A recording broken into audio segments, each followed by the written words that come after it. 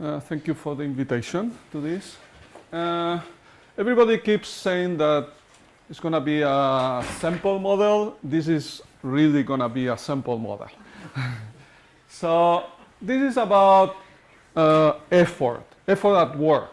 So in every occupation, every task, even if you have the same education, the same technology, every occupation can be performed with different levels of effort, no? With different different concentration, different speed.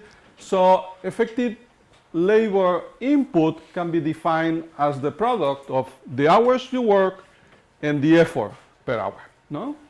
And so we can find different people have excel different levels of effort. There is a paper, this paper about how the effort changes over the business cycle. Me, I'm not going to be interested about differences in effort across individuals or across the business cycle. I'm interested about differences in average effort in the long run across countries. Across countries, average effort. So is this important? Well, according to economic historians, you can explain a lot of differences in income and economic growth in terms of differences in average effort across countries. And even international trade. There is a famous paper by Limer that says, okay, industrious countries, which are the countries where people excel more effort per hour, are working harder, they're going to have higher TFP, they are going to attract more capital, they are going to be specialized in goods intensive in capital.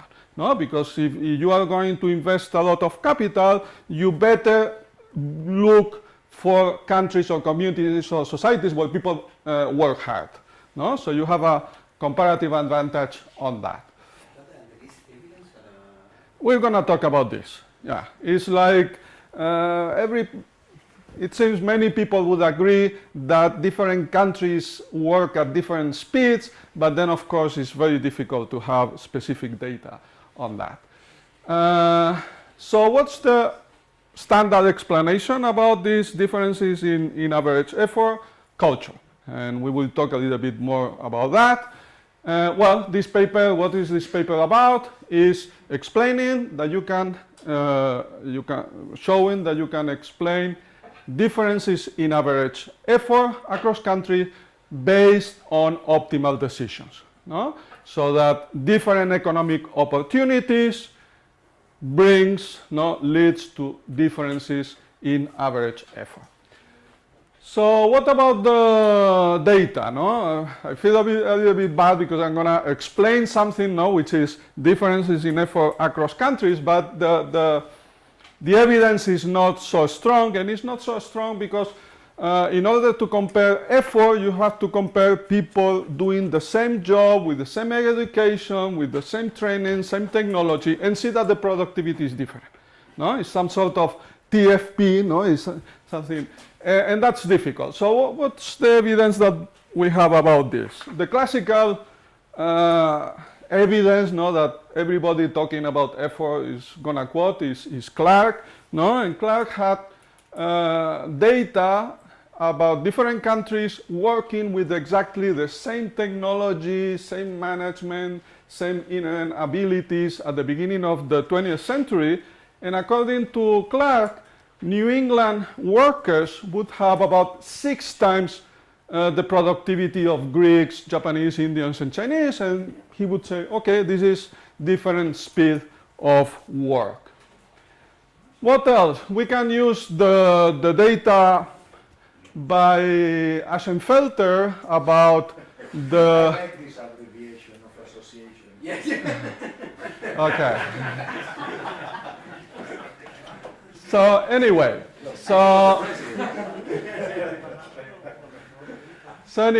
you have, Aschenfelter gives data of Big Macs per hour. So we have the Big Mac index.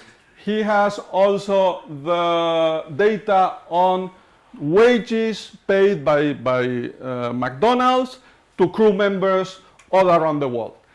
And, well, those people have the same education, work exactly with the same technology within the McDonald's, have exactly the same training.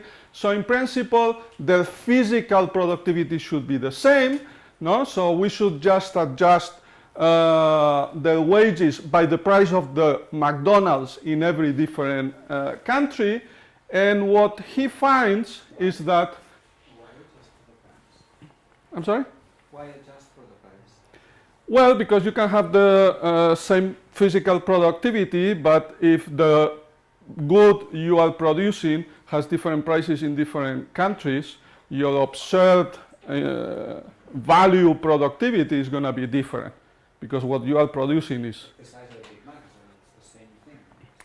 Well, but we know by the economists that the price of the Big Mac is not the same across the world. If it were the same... Precisely, so, anyway, it's Okay. not your paper, but Okay. precisely because of that, I wouldn't divide by that price.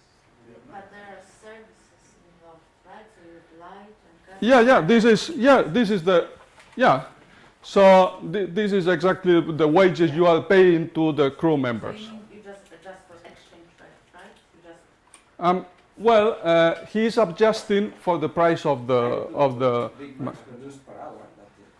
No price. well, is Anyway, okay, is how many Big Macs you can pay with the wage of an hour.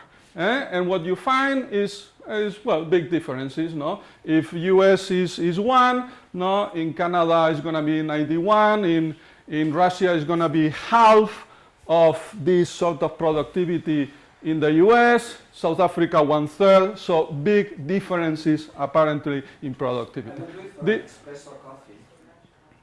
Okay, maybe that's going to be nice to do it for espressos. One thing, Steve, check, what is the TFP differential you mentioned between the US and Mexico? Okay. These are smaller. He over explains the difference then, because you get 0.25, so you get 4 times. Yeah. This is a little bit smaller than measures of TFP in general when you take the whole sample. But anyway, this is Assenfelter paper. I don't want to. Well, this is what you can have to do in order to accept that this is a measure of effort. Another sort of evidence is self-reported stress at work or pace at work.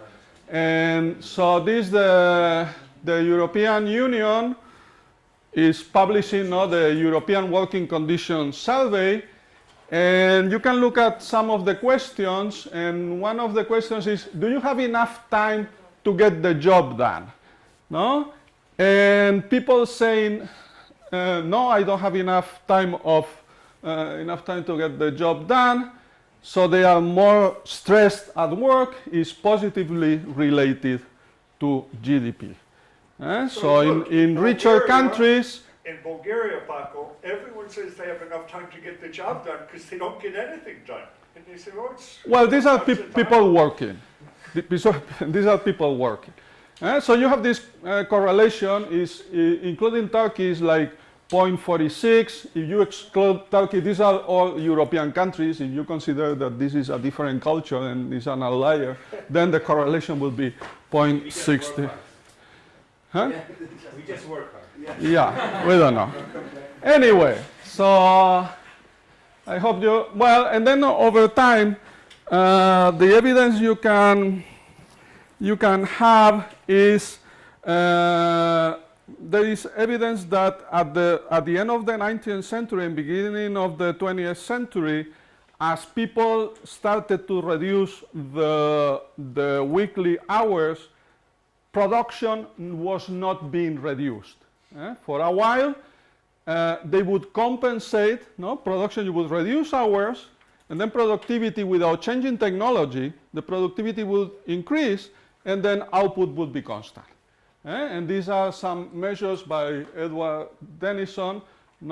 He said that the compensation, the counterbalance of higher effort for lower hours will be 100% when you are working 49 hours.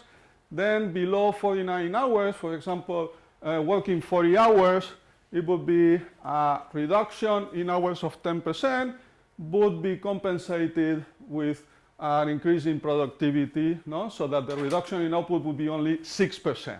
No? So there is increase in effort over time when the weekly hours are reduced.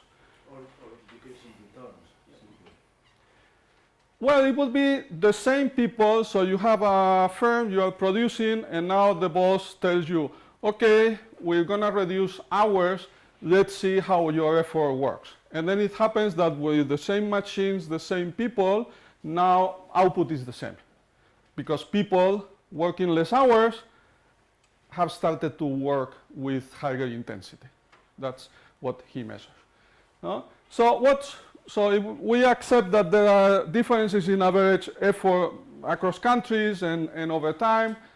In the case of differences across countries, what's the standard explanation? The standard explanation is culture. No? So we have different cultures, and this leads to different levels of effort. What's the difficulty with this explanation? First, that we economists in general, we are suspicious with cultural explanations for everything. We think that something that is very important for the economy, this has a strong implications, difference in effort for TFP and growth, cannot be completely independent of economics. Of course, culture is going to be very important, especially in the short run, and even in the long run, but these are not completely independent. So what economics can tell about differences in effort? And the second problem with this cultural explanation is that if what explains effort is some sort of virtue industriousness, that there are people that are more industrious, countries, and others are more lazy or something like that, we should observe that working hours and effort move together. Where people are very industrious, they work many hours and with a lot of effort. And where people are not so industrious, the opposite happens. But if we look again at one of the measures of effort and annual hours, they go in opposite directions. So as you go to richer countries, people work less hours, but with higher effort, higher stress. So we need a different explanation. So what I do in this paper is just give a sample model that can explain this, that can endogenize the average effort across different countries, and these differences are explained by different economic opportunities. And this explanation will tell you that in richer countries, countries with higher wages, people will work with higher intensity, and the explanation is consistent with working with higher intensity but less hours. And two implications of this, additional implications, would be that this endogenous choice of effort reinforces other determinants of growth. So if for the basic fundamental determinants of productivity would be institutions, geography, whatever, these endogenous choices reinforce those differences, because in those countries where basic productivity is higher, then people on top of that are going to exert more effort. And our other implication is that when we do welfare comparisons across countries, we should take this into account, because working hard with stress, this has a value. And so the new welfare comparisons that we have that take into account life expectancy, not only consumption and income, but life expectancy, hours worked, well, we should also take into account the different intensity of work in different countries. What's the central and very simple argument to explain differences in effort? Well, first, you need time to consume. This is the idea of Becker. There is some complementarity between consumption and time. Second, most of the goods cannot be consumed at the workplace. So as you get richer and you have more higher wage to consume more, you need more time to consume your goods. So what do? You work harder but shorter. You say, okay, I want to go fast out of this, no, to drink beer or to travel to Paris or to have fun, because now I have money to consume, so I'm going to work harder and go home earlier. That's the idea. So in the basic assumption is the complementarity with time and consumption. So, well, I explained what's the standard explanation for differences in average effort across countries, no, which is culture. The standard explanation for differences of effort over time is exhaustion and fewer accidents. No? It says, okay, if you shorten the weekly hours, people are less tired, people make less accidents, so this is why productivity increases. Well, this seems very reasonable for many studies about this, no, about effort and hours and productivity are related to World War I, where people were working more than 90 hours in some places. No? And there is a very recent paper by Pencavel, no, with all this data on World War I and how, and they were looking, no, the countries were at war, and they were looking what was the optimal number of hours per week so that production would be maximized. Because people were working even 100 hours per no? And they saw that you should reduce. No? You reduce the number of hours and productivity increases. But this exhaustion and accident explanation, I think, is not so reasonable when you are talking about 50 hours per week, 45 hours per week. No? There are not so many accidents. So I think this is an alternative explanation. It's just that people started to go, no, when the reduction in hours, no, was being agreed upon, no, between managers and workers. Workers, as they were having higher wages, would go to the manager and say, look, I'm willing to exert more effort if you reduce the hours. So why not work in less hours and we will work harder? And in fact, and this is the explanation of the model, this is what the model is saying, no? And in fact, you have even in Spain, and I guess in other countries, collective agreements that explicitly say that for construction, for agriculture, they say, okay, the next year, we're gonna work 1 hour less per week, but the productivity has to increase in this amount. So they agreed on that without changing technology. So productivity is increasing, but people are doing the same thing. Maybe a good case of your theory is just pick a country and look at the final data, like PSAB or something like that. Culture is constant, and see how effort or hours change with productivity or wages. Have you done that? I've taken a look, yeah, this is a second paper at wages and differences in wages across occupations in different countries in different moments. And this is, in the same country? But, yeah, and across occupations. Across occupations is the idea. I've taken a look, and the first data were consistent with this. But that thing is another project which I think is very interesting, no? Because this has predictions about the variability of wages and hours worked within the same country, no, in different moments, no? And in fact, yeah, well, I'm not gonna talk about that, but so.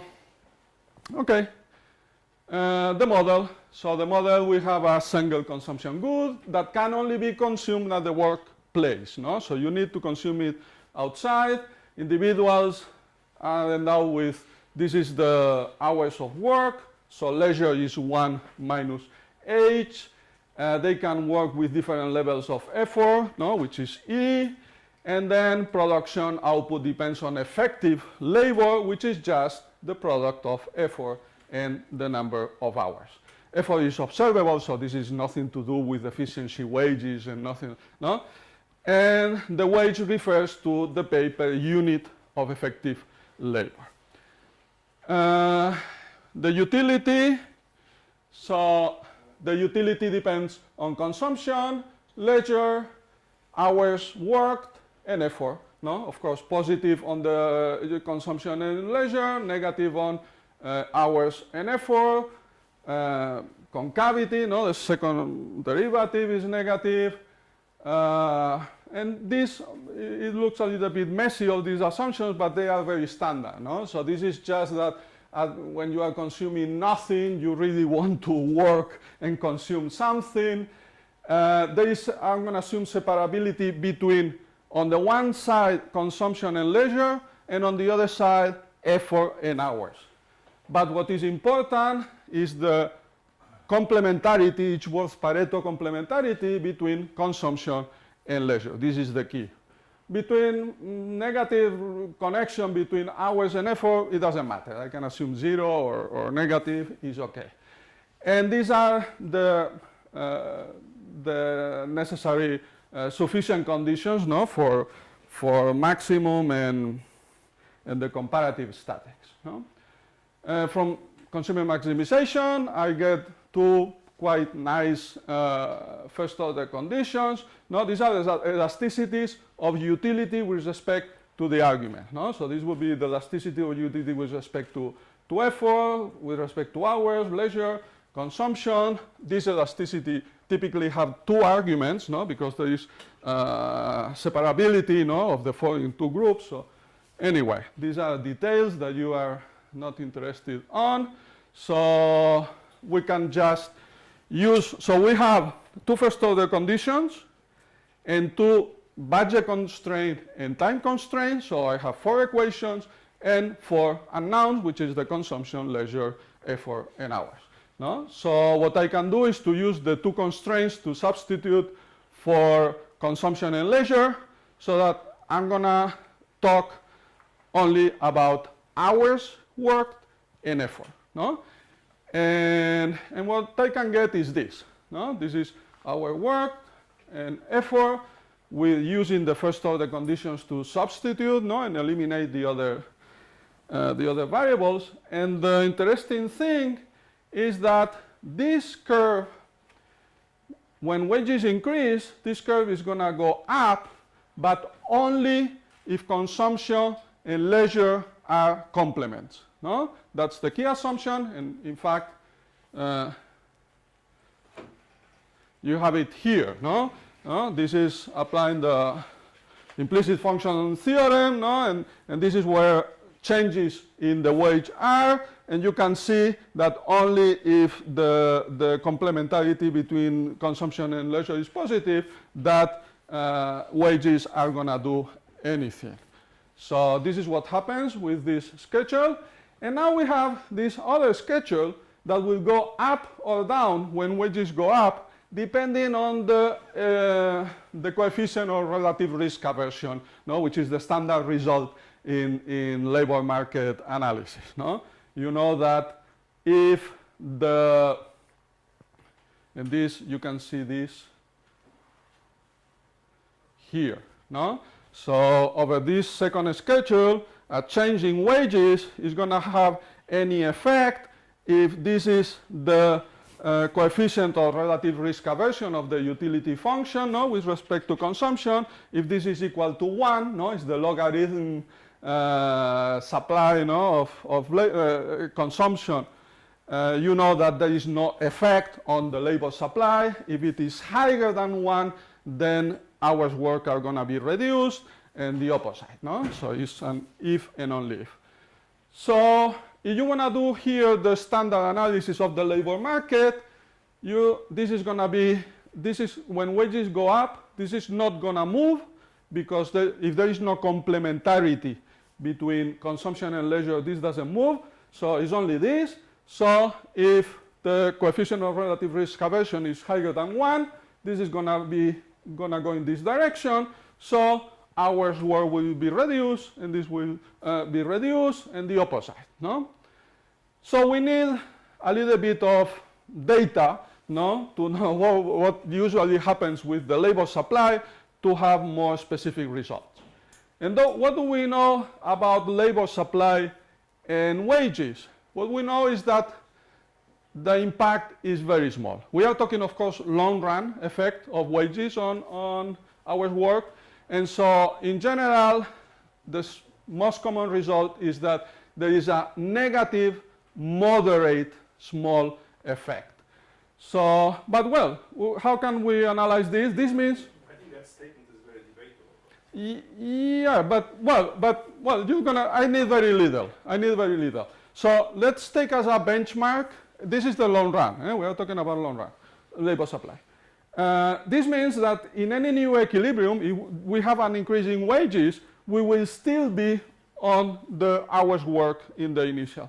So if you are always here, this means that when this goes up, no, because there is complementarity between consumption and wages, consumption and leisure, now this is up, so the new equilibrium is going to be here, meaning higher effort in the same hours. And now you can say, oh no, wages go a little bit, hours worked increase a little bit or decrease a little bit, the result still holds, which is effort is going to increase. And this is the basic proposition, no? The basic result is that if the wage elasticity of the labor supply is positive or moderately negative, no, then higher wages lead to higher effort. In addition to that, if higher wages lead to less hours worked, then hours worked and effort move in opposite directions, no? So this is what the model is giving you. Okay, so this is the main result. Now we can think about some implications or some reinterpretations.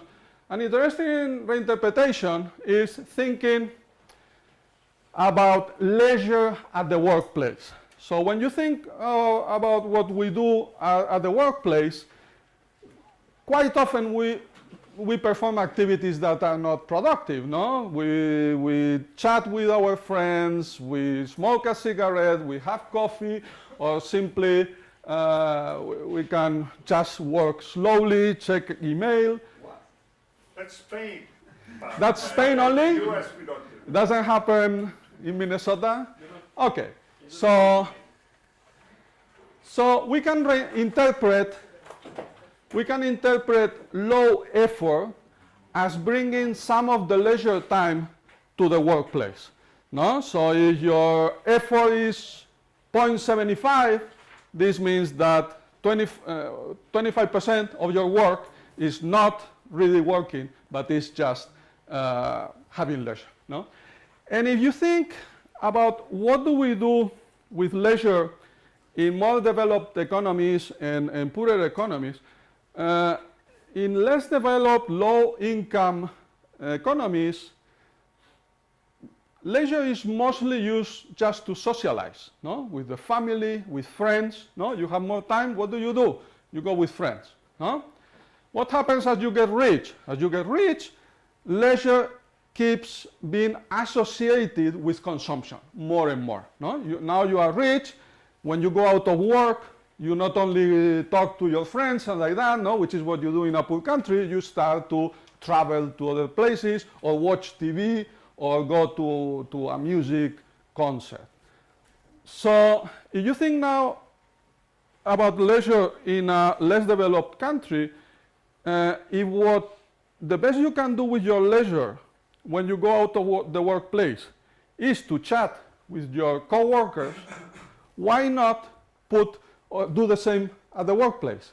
Instead of saying, okay, no, we're gonna stay at the workplace a very short time and we don't talk at all, and now we go out and then start talking in our time for outside the workplace. So it's rational to put more leisure at the workplace, no? And there are many anecdotes, no? You talk to people, no? In the old times, no? Is there any way we can measure any of this? Well, the measurement that I was talking about is what I gave you at the beginning. Now, these are fine distinctions between which minute I work is productive, which minute is not. It seems to be very, very hard to then get into some measurement that could make the discussion. Well, it's just looking at the output. No? So if with the same training, education, technology, etc., in one place output is higher than in another place, and all your tools for producing are the same, I would say you are in the place with higher output, there is more effort. That's it. Yeah, but they- No, if someone, We have 20 years of models writing what TFP is about. And this is a component of TFP. but they're not the only one, so that's where you get the trouble with measurement. So I don't know how we What- can make any progress in terms of relating these to data that we can get convinced that. Well, this is why probably this, I agree totally, this is very difficult to measure, but we shouldn't forget then about differences in effort, and economic historians say this is very important. And if this is important, we should understand why there are differences in average effort. No? And this is a model, this is a theoretical model just to explain that. Then going back, well, but at some point we would like to measure this. You have to do it at the microeconomic level. No? So TFP, macroeconomic TFP, you don't know what that is and you cannot decompose in all the potential. No? But at the microeconomic level, at the firm level, you can just in the McDonald's. No? If a guy makes, with the same technology, 10 burgers per minute, and another guy makes only 5 burgers per minute, and it's exactly the same kitchen, then the first guy is working harder. That would be the... In the data, we have different characteristics. You know, let's say Juan Pablo is faster than me, then I put all my effort, but in any case, I can never beat him. Exactly. He's This faster. yeah. That's not effort. It's, Okay, this will be in the... Okay, then they are... What about soccer now? No. Yeah, so at the individual level is clearly, no, some people are more skilled than others, but if we assume that when we are looking at many people, no, like 1,000 workers from China, no, in McDonald's, and 1,000 workers from the US in McDonald's, all these individual characteristics are going to be balanced, so the difference on the average should be something, a characteristic of the country. A characteristic of not of the country, which is the point of the model, but simply that being richer, people will want to work harder so that they can get a higher wage and go home to play with their toys. No? But it can be also the effect of better management. Well, in principle, yeah, of course. Better management with influence. I mean, I can exert the same level of effort, but Yeah. richer countries, Yeah. we might have better management. Better management. That leads But to have in principle, managers have the same training. No, you have the McDonald's Academy or whatever. You should compare. No, that's true. No, it's exactly the same incentives, same management, like that. But yeah, there is a problem. I agree totally. No, that is very difficult to measure. But well, it's something that we should try to move forward. No, in the measurement of effort, because it's an important thing for TFP, an important thing for GDP, and an important thing for welfare. No, because quite often now we talk, in modern societies, no, there is a lot of stress, we are working too hard, and all that. Well, these other countries do, poorer countries are not so stressed. Why are we so stressed? Well, in principle, it's a choice. Well, there are many, many reasons, but this is one of the components of a very complex phenomenon. One is that we have more incentives to be working harder, no? Because we have higher consumption opportunities, and having bigger consumption opportunities requires more time. And I prefer to do that trade-off, no? Less hours at work, but working harder. It's just an additional component. Anyway, so this is a reinterpretation that you can do in the model. No? Just instead of talking about effort, you can talk about the percentage of leisure that you are putting in your working time. No? And explain this, no? How in poor countries, people may prefer stay many hours at work, but they are continuously talking and taking it easier. No? And this sort of behavior changes as your consumption opportunities improve. No? That's it. Then it's also relevant for welfare. This I just started to do some quantitative exercises, and this is completely the starting point. So, but the basic idea is that we are now starting to compare welfare across countries, taking into account life expectancy, leisure. Well, effort might be also important. And in particular, so if, for example, if I think that in a less developed country, in a more developed country, they are exerting 50% more effort, they are working 50% faster, in principle, the poorer country, this is some choice that they could make. They could say, okay, we are going to work 50% higher, faster, so our income is going to be 50% higher, but in the poor country, they choose not to make that decision. No? So according to revealed preference, no, they could have 50% more income, but they prefer not to have this 50% additional income, just to work slower, no, with less intensity. So this would be the value, a lower bound for what's the value for working with stress or without stress. We can do this in a more formal way and make some calculations with a utility. This is a utility function which would be standard, no, in general for consumption and hours and effort, except here you have the complementarity between consumption and leisure. And then it's a very simple exercise, but just it serves to see whether you can put a utility function and really get big changes in utility. Big changes in utility and in effort and hours worked. And here, what I assume is that in the low income country, hours work is 0.6. So this is like, I don't know, working 12 hours per week and having no vacations, no? Because 1 would be the maximum. Effort, I assume 0.4. Many numbers are just picked randomly because there is no data about that. But then what I try to see is, I try to calibrate the other numbers with the following targets. No, I say if I increase the income, I multiply income by 5. No, so in the higher income country, income is 5 times the income in the low country. I would like hours in the high income country to be 2/3. So you would go from 12 hours to 8 hours per week. No, this is 2/3. And effort in the high income country would be 50% higher. So what in this comparison, efficient labor, no, the multiplication, the product of effort and hours is the same in both countries. No? Is simply in the high income country, they are working less hours, but they are balancing this with higher effort. No?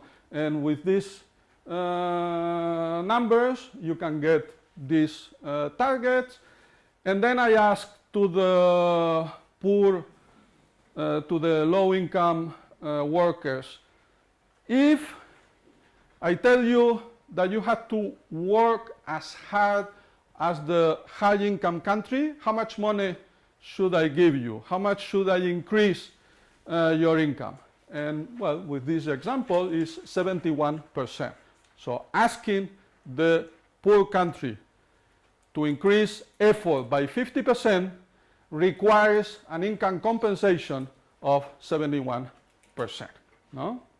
Of course, this is very tentative, and why 50%?